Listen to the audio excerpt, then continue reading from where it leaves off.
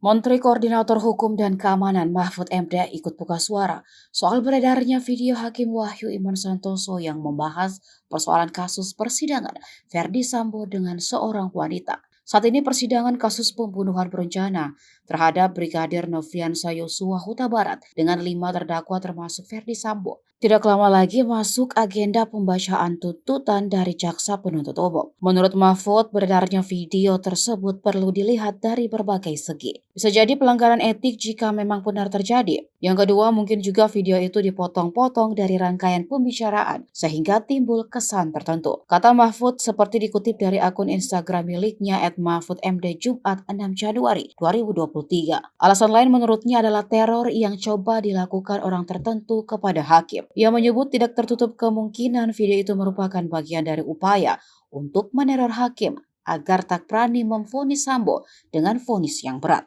Logikanya agar hakim ragu memvonis Sambo karena khawatir vonisnya dinilai sebagai hasil konspirasi karena sama dengan video yang telah viral sebelumnya. Ia menceritakan modus teror terhadap hakim sudah merupakan hal sering terjadi. Mahfud pun sempat mengaku pernah mengalami kejadian serupa saat masih menjabat sebagai hakim Mahkamah Konstitusi. Dia bercerita saat mengadili perkara Pilkada Gubernur Maluku Utara, ia pernah mendapat teror serupa. Saat itu Mahfud bahkan disebut-sebut telah dipanggil oleh Presiden agar mengambil keputusan untuk memenangkan penggugat. Namun Mahfud mengaku saat itu tetap mengambil keputusan sesuai penilaian di persidangan dan tak terpengaruh dengan teror.